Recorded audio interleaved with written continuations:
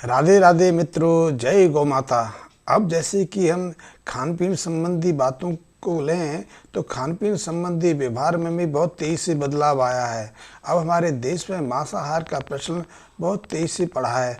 अगर हम पिछले 2-2.5 दशक की बात करें तो मांसाहार करने वाले लोगों की संख्या अचानक 1.5 गुना से ज़्यादा हो गई है। 1950 के हमारे पास आंकड़े उपलब्ध हैं, ऐसे डेटा हमारे पास हैं, हमारे पास ऐसे दस्तावेज उपलब्ध हैं जो इस बात को प्रमाणित करते हैं कि 1950 से पहले हमारे देश में तब की जो आबादी थी उसमें 50% से कम लोग मांसाहार का सेवन करते हैं। लेकिन यदि आज हम मांसाहार करने वाले लोगों की बात करें तो आज हमारी आबादी में 86% से ज़्यादा लोग ऐसे हैं जो मांसाहार का सेवन करते हैं। कुछ राज्य तो ऐसे हैं, खास करके दक्षिण भारत के राज्य या फिर पूर्व के राज्य या फिर नॉर्थ ईस्ट के राज्य, यहाँ 98% तक वहाँ की मूल आबादी मांसाहार का सेवन करती है। और आप इस बात को जानते हैं कि खान पीन का हमारे स्वास्थ्य के साथ में, हमारे व्यवहार के साथ में, हमारे स्वभाव के साथ में, हमारे सोच व्यवहार के साथ में बहुत गहरा संबंध है। इसीलिए जैसे जैसे समाज में मांसाहार का सेवन बढ़ा है, हमारे चरित्र में या फिर हमारे स्वभाव और व्यवहार में एकाएक बदलाव आने लगा है। इसीलिए अब हम ज़्यादा क्रोधित होने लगे हैं या हम थोड़ी थोड़ी बात को लेकर असहज अनुभव करने लगते हैं। हमें संतोष का भाव घटता गया है। कुछ राज्य तो ऐसे हैं यहाँ 98% तक मांसाहार किया जाता है, फिर भी कुछ ऐसे राज्य हैं, यदि मांसाहार के मामले में कहा जाए तो हरियाणा, राजस्थान, गुजरात ऐसे राज्य हैं यहाँ आज भी आबादी का एक बड़ा हिस्सा शाकाहार को अपनाता है। राजस्थान की बात करें तो राजस्थान में सबसे ज़्यादा शाकाहारी लोग हैं, मांसाहार लोगों की संख्या वहाँ सबसे कम है। राजस्थान के आंकड़े बताते हैं कि वहाँ 65 से 70% लोग अभी भी शाकाहार करते हैं और 30 से 35% लोगों का मुख्य आहार मांसाहार है। इसके बाद नंबर आता है हरियाणा का और फिर तीसरे नंबर पर आता है गुजरात का। यदि हम बात यूपी की करें, मध्य प्रदेश की करें या फिर महाराष्ट्र की करें तो ये ऐसे राज्य हैं यहाँ आज भी 80 से 82% लोग मांसाहार करते हैं। यूपी में कुछ ऐसे क्षेत्र हैं यहाँ मांसाहार कम मात्रा में किया जाता है, लेकिन वहाँ भी स्थिति बहुत तेज़ी से बदल रही है। और ये राज्य, ये क्षेत्र है, ये जो कम मांसाहार करने वाला जो क्षेत्र है, इलाका है, वो ब्रिज के अंतर्गत आता है। ब्रिज के आसपास हरियाणा का बॉर्डर भी लग जाता है और उसके साथ में राजस्थान का बॉर्डर भी लग जाता है। तो ये एक विस्तृत क्षेत्र बन जाता है। यहाँ मांसाहार कम सीमा में किया जाता है, लेकिन वहाँ भी मांसाहार का प्रचलन बहुत तेज़ी से बढ़ रहा है। मांसाहार हमारे जो क्लाइमेट है, हमारा जो वातावरण है, उसको भी प्रभावित कर रहा है।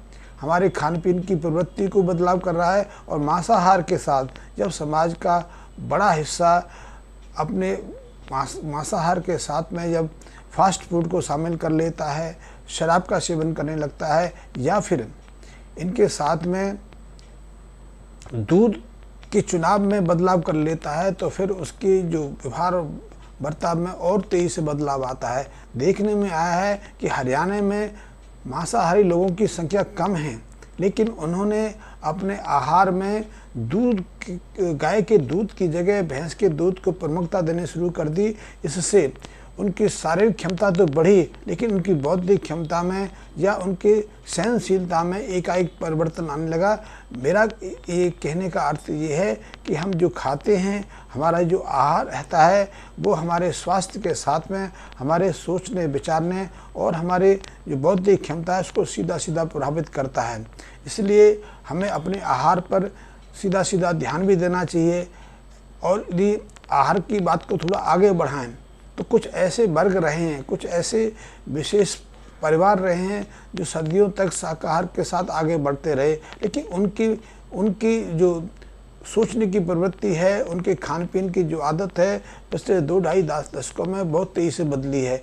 एक वर्ग ऐसा रहा है जो पीढ़ियों तक शाकाहार का सेवन करता रहा, लेकिन अब उसके अंदर भी एक बदलाव आने लगा है। उनकी संतानें तेज़ी से मांसाहार को ग्रहण करने लगी हैं, मांसाहार की तरफ आकर्षित होने लगी हैं। और जब ऐसे मांसाहार के साथ में फास्ट फूड का, ऐसे खाद्य पदार्थों को भी शामिल कर लिया जाए जिनमें कई तरह के केमिकल विद्यमान रहते हैं, तो फिर ऐसे बच्चे संस्कारहीन हो जाते हैं, अनुशासन को पालन नहीं करते, या फिर उनकी प्रवृत्ति में, सोच विचार में बदलाव आने लगता है। ये खतरनाक स्थिति है जो आज देश में देखने में आ रही हैं। ऐसे बच्चे पढ़ लिखे जाते हैं, अपने कार्य क्षेत्र में सफल भी हो जाते हैं, लेकिन समाज के लिए इनकी ज़्यादा कोई विशेषता नहीं रह जाती है। वो या तो स्वेच्छाचारी हो जाते हैं, उनका स्वार्थ अपने निजी की तरफ सीमित रहता है, वो समाज के लिए या परिवार के लिए ज़्यादा महत्वपूर्ण नहीं रहते। इसलिए खान पीन के चुनाव को लेकर हमें बहुत गहराई से सोचना चाहिए। मांसाहार बढ़ने के कई कारण हैं। 1950 के बाद भारत के स्वास्थ्य विभाग ने, भारत की सरकारों ने प्रोटीन के नाम पर मांसाहार का प्रचलन बढ़ने के लिए लोगों को आकर्षित किया। इसमें स्वास्थ्य विभाग का भी बहुत बड़ा हाथ रहा है, स्वास्थ्य विशेषज्ञों का भी बहुत हाथ रहा है कि स्वास्थ्य विशेषज्ञ और डॉक्टर अपने मरीजों को, यदि वो कमज़ोर होते हैं, निर्बल होते हैं या किसी जीर्ण बीमारी से ग्रसित हो जाते हैं, तो मांसाहार की तरफ मांसाहार का सेवन करने की उनको सलाह देने लगते हैं, मांसाहार की तरफ उनको आकर्षित करते हैं। इससे भी मांसाहार का प्रचलन बढ़ जाता है। मांसाहार का दूसरा कारण है कि जब एक बड़ा वर्ग ऐसे लोगों के संपर्क में आए या ऐसे क्षेत्रों के साथ निवास करने लगे यहाँ मुस्लिम ज़्यादा संख्या में हो, तो उसके प्रभाव के कारण भी लोगों के अंदर मांसाहार की प्रवृत्ति बढ़ जाती है, मांसाहार सेवन करने की प्रवृत्ति ज़्यादा देखी जाती है। तो मुस्लिम वर्ग के साथ में रहने से, उनके साथ में बैठने उठने से भी मांसाहार की प्रवृत्ति में रुचि जागृत होती है।